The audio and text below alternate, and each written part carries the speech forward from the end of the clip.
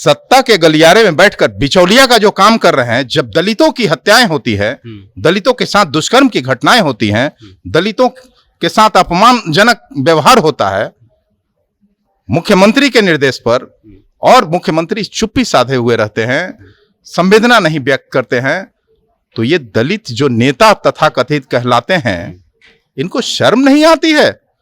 कुर्सी पर बैठकर सत्ता की जो मलाई खा रहे हैं संतोष मांझी जी, शर्म आना चाहिए उनको ये बात कहने में। बेरोजगारी के फौज में शामिल होते हुए देखते हैं तो विचलित होते हैं, दलितों की निरंतर हत्या होती है तो उस पर विचलित होते हैं, जब किसी माताओं और बहनों के साथ दुष्कर्म की घटना घटती है प्रदेश भर में और मुख्यमंत्री जी चुप रहते हैं तो उस पर विचलित होते हैं।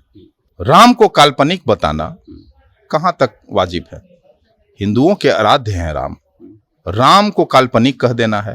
कहते हैं सबरी के वंशज हैं, उन्होंने ये भी कहा है कि सबरी के वंशज हैं, तो बताइए कि राम को काल्पनिक कह रहे हैं और उसी से जुड़ा हुआ एक चरित्र है शबरी का, माता सबरी का, तो माता सबरी को कहते हैं कि काल्पनिक, माता सबरी के हम वंशज हैं।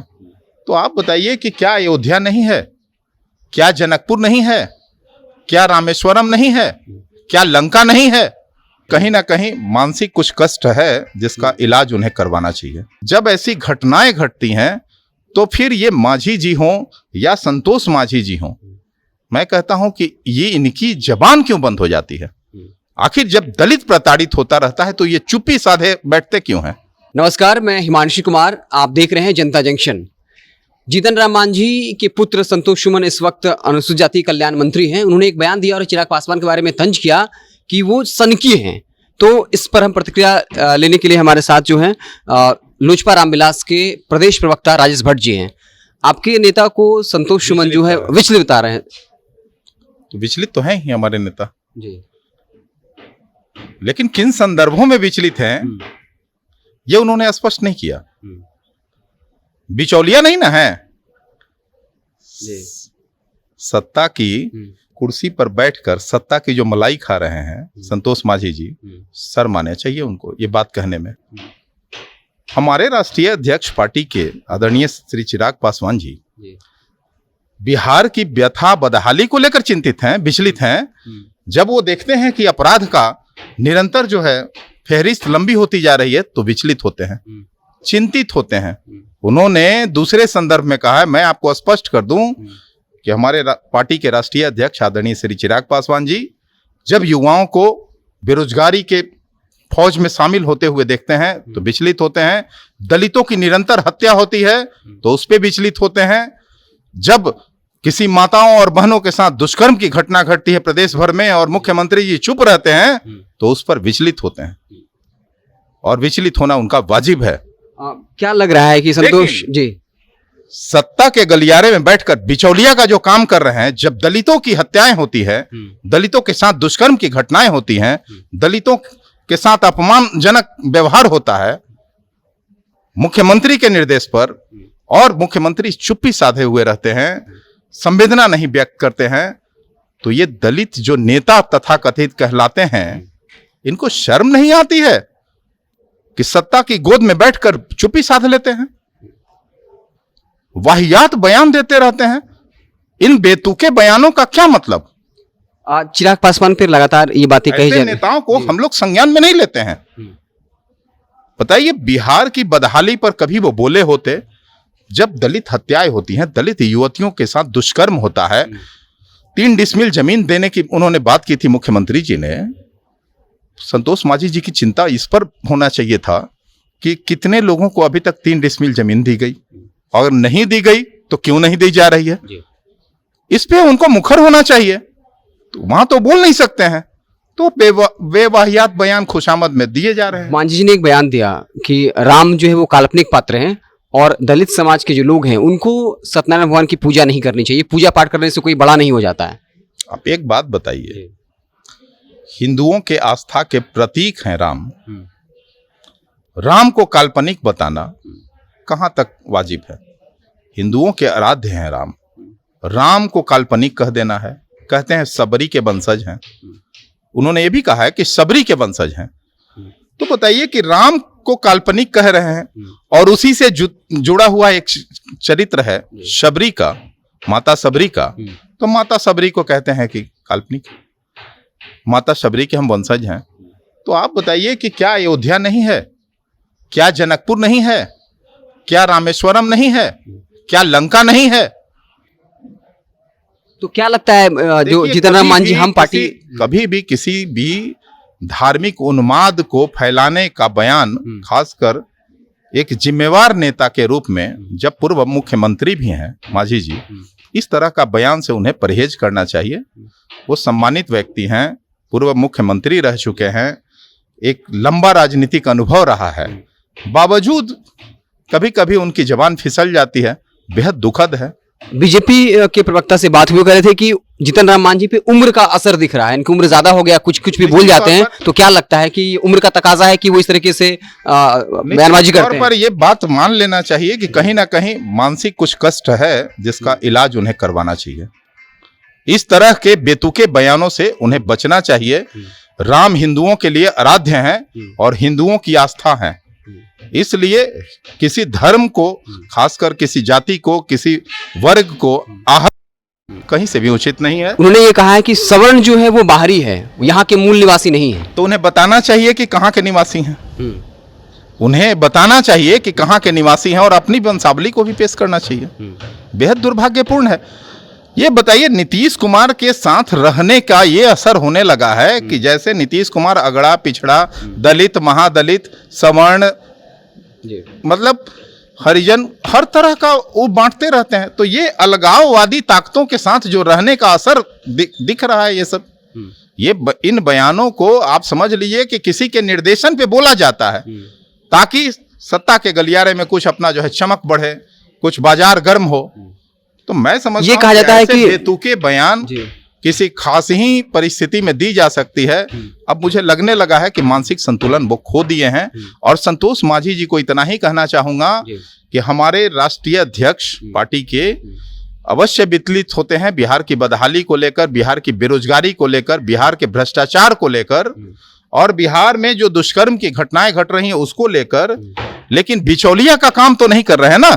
जब दलितों के साथ कोई भी घटनाएं घटती हैं तो सबसे पहला व्यक्ति अगर कोई जाता है तो हमारे पार्टी के राष्ट्रीय अध्यक्ष आदरणीय श्री चिराग पासवान जी जाते हैं, उस परिवार को अपनी संवेदना व्यक्त करते हैं, कुशल क्षेम पूछते हैं और हर संभव मदद करने का प्रयास करते हैं। तो उन दिनों जब ऐसी घटनाएं घटती हैं तो फिर ये मांझी जी हों या संतोष मांझी जी हों, मैं कहता हूं कि ये इनकी जबान क्यों बंद हो जाती है? आखिर जब दलित प्रताड़ित होता रहता है तो ये चुप्पी साधे बैठते क्यों हैं? मैं आपसे पूछना चाहता हूं यही। आप मांझी जी से मेरा एक सवाल यही है आपके चैनल के माध्यम से कि क्या वो दलितों के नेता हैं या नहीं? आप एक बात बताइए कि दलित जब किसी खास अवस्था से गुजर रहा होता है तो मांझी जी चुप हो जाते हैं और बेतुके बयान की होड़ लगा देते हैं कभी कभी। तो मुझे लगता है कि कहीं ना कहीं रिमोट कहीं और है, जब रिमोट दबाया जाता है तो मांझी जी बोल पड़ते हैं। लेकिन मांझी जी कहते हैं कि उनकी पार्टी में दलितों को जो है वो अच्छा खासा जगह मिला हुआ, एनडी में भी दलित नेताओं को सम्मान मिल रहा है। मैं कह रहा हूं कि ये तथाकथित दलित नेता हैं लोग, जो दलित कोटे से नेता तो जरूर आगे मंत्री पद तो जरूर हासिल कर लिए हैं कि जब दलितों के हक हुकूक की बात होती है ना तो ये मुख्य दर्शक बने फिरते हैं। तो ये बताइए कि दलितों की आवाज जो बना हुआ है, हमारे पार्टी के संस्थापक दिवंगत नेता स्वर्गीय रामविलास पासवान जी जीवन पर्यंत दलितों की आवाज बुलंद करते रहे। पूरे देश के दलित राजनीति का कोई अगर इतिहास लिखा जाएगा तो मैं समझता हूं कि हमारे दिवंगत नेता स्वर्गीय रामविलास पासवान जी का नाम स्वर्णाक्षरों में अंकित करना मजबूरी होगी। एनडीए के नेता सर ये कहते हैं बगैर ये इतिहास पूर्ण होने को नहीं है। और उन्हीं की विरासत को लेकर हमारे जो राष्ट्रीय अध्यक्ष आदरणीय श्री चिराग पासवान जी चल रहे हैं, तो मैं समझता हूं कि चिराग पासवान जी पर उंगली उठाना सूरज पे उंगली उठाने के चिराग पासवान पर आरोप ये भी लगता है कि चिराग पासवान पूरे दलित समुदाय के नेता नहीं है, सिर्फ पासवान जाति के नेता है। देखिए, वाहियात बयानों का हम संज्ञान नहीं लेते हैं। अगर कोई इंटेंशनली कोई कुछ कहना चाहता हो तो मैं समझता हूं कि वो मानसिक विक्षिप्ता अवस्था से गुजर रहा है और उसी की पराकाष्ठा पर ये सब चीज बोल सकते हैं कोई। चलिए हमारे साथ पूरा बिहार जानता है, तमाम बिहार वासियों के लिए जो चिंतित है, रात दिन संघर्षरत है, उसके बारे में कोई बयान दे रहा है इस तरह का असंवेदनशील, तो मैं समझता हूं कि सूरज की ओर उंगली उठा रहा है और सूरज पे वो दाग लगा रहा है। आपसे अगला सवाल सर ये है कि जितन रामान जी ये तो बताते हैं हम दलितों को कि आप सत्यनारायण भगवान की पूजा नहीं करिए, लेकिन अगर वाकई में दलित समाज का उत्थान करना है तो उनकी शिक्षा व्यवस्था को दुरुस्त करना होगा। और नीतीश सरकार ने कहा था कि जो दलित छात्र हैं हजारों की उनको हम छात्रवृत्ति देंगे, लेकिन सीजी की रिपोर्ट है सर, उसमें साफ है कि दलित छात्रवृत्ति को जो 8,800 करोड़ का जो फंड अलॉट हुआ था उसको डाइवर्ट कर दिया गया। उस पैसा से जो है बिजली विभाग में दे दिया गया, सड़क बनवाया गया, बांध बनवाया गया, लेकिन वो दलित छात्रवृत्ति को पैसा नहीं मिला है। तो इस पर मांझी जी या फिर हम ये कहेंगे चिराग पासवान भी इस मसले को उस गंभीरता से क्यों नहीं उठा रहे हैं सर? देखिए, तमाम मसले हैं बिहार में, क्योंकि मसलों का एक बड़ा फहरिस्त लंबा होता जा रहा है और खासकर छात्रों की बात, युवाओं की बात, विशेष तौर पर हमारे राष्ट्रीय अध्यक्ष काफ़ी चिंतित रहते हैं इन समस्याओं को लेकर, खासकर छात्रों की समस्या और युवाओं की समस्या को लेकर। आपने देखा होगा कि जब यही संतोष मांझी जी हैं दलित छात्रावास खाली कराने का काम कर रहे थे, तब जब पूरे बिहार में परीक्षा का सत्र चल रहा था और परीक्षाएं हो रही थी, उन दिनों तमाम दलित छात्रों को छात्रावास से बाहर कराने का इन्होंने काम किया है। और दलित छात्रावास की बात क्या करें, छात्रवृत्ति पर अगर आए तो छात्रवृत्ति का जो पैसा था 8,800 विभिन्न मदों में खर्च कर रहे हैं, जिससे गरीब छात्र, दलित छात्र शिक्षित होता। बाबा साहब भीमराव अम्बेडकर जी का एक सपना था, शिक्षित बनो, संगठित रहो। तो अब बताइए कि बाबा साहब के उन सपनों का क्या होगा? बाबा साहब के उन सपनों को ये चकनाचूर करने वाले लोग हैं, और इसकी चिंता सिर्फ अगर है तो हमारे राष्ट्रीय अध्यक्ष आदरणीय श्री चिराग पासवान। मांझी जी की क्या मजबूरी है सर कि सरकार में होने के बावजूद भी वो इस मसले को नहीं उठा रहे हैं? अगर आप दलित समाज का उत्थान करना चाहते हैं तो सबसे पहले आप अपने समाज को शिक्षित करिएगा, लेकिन 8,000 करोड़ फंड डाइवर्ट होता है, बहाना बनाया जाता है कि पोर्टल में खराबी है, और मांझी जी सरकार में रहते हुए चुप्पी साधे हुए क्या वजह हो सकती है? देखिए, सत्ता की मलाई ऐसी चीज है ना कि हक हुकूक की बात करने में ये लोग पीछे रह जाते हैं। सत्ता की मलाई इन्हें चाहिए, इन्हें छात्रों का और दलितों का कोई मतलब नहीं है। ये बताइए कि जब दलित छात्रावास को परीक्षा के समय छात्रावास से जब बाहर किया जा रहा था तो ये चुप्पी साधे हुए थे, और इन्हीं के पेन से, इन्हीं के आदेश से हो रहा था ये सारी घटनाएं। आज छात्रवृत्ति का पैसा विभिन्न मदों में खर्च किया जा रहा है, तो एक तरह से छात्रवृत्ति का पैसा विभिन्न मदों में अगर खर्च किया जा रहा है तो आप समझ लीजिए कि कहीं ना कहीं दलितों के साथ क्या बर्ताव किया जा रहा है, उनका हक छीना जा रहा है, उनका हक किसी और रूप में किया जा रहा है, और सिर्फ सत्ता की मलाई खाने के लिए ये लोग चुप्पी साधे हुए हैं। इनको दलित से कोई मतलब नहीं है, ये सिर्फ कथित दलित नेता हैं। अगर चिंता है तो सिर्फ एक ही आदमी को, वो हमारे पार्टी के राष्ट्रीय अध्यक्ष चिराग पासवान जी को। आप देखे होंगे छात्रवृत्ति जब खाली हो रहा था तो ये घरों में अपने रंग महल में बैठे हुए थे, और हमारे राष्ट्रीय अध्यक्ष वहाँ छात्रावास में जाकर उन बच्चों की व्यथा कथा सुने और उनका बंदोबस्त भी किया। कुछ बच्चों को रहने का भी हम लोगों ने बंदोबस्त किया जिनके पास कुछ नहीं था और उनकी परीक्षाएं छूट रही थी। तो आप समझ सकते हैं कि चिंतित कौन है। पूरे बिहार में अगर दलितों की बात करता है कोई तो हमारे राष्ट्रीय अध्यक्ष करता है, नहीं तो ये सत्तासीन लोग हैं, इन्हें सत्ता के बाद और कुछ दिखाई नहीं देता। चिराग पासवान की तरफ ऊँट उठाने का मतलब है सूरज को दिया दिखाना। चिराग पासवान पूरे दलित समुदाय के जो है नेता हैं। संतोष सुमन ने एक आपत्तिजनक बयान दिया था और चिराग पासवान को विचलित करार दिया था, जिसके जवाब में अब राजेश भट्ट जो लोजपा रामविलास के प्रदेश प्रवक्ता ने साफ तौर पे कहा है कि संतोष सुमन जो है वो कहीं ना कहीं मानसिक रूप से उनको दिक्कत है, और जीतन राम मांझी के बयान पर भी कहा कि उन पर उम्र का जो है अब साफ साफ असर दिख रहा है। आप देखते रहे जनता जंक्शन, और कोई जैसे कोई खबर आएगा तो मुझसे आपको लगातार अपडेट करते रहेंगे। बहुत बहुत धन्यवाद।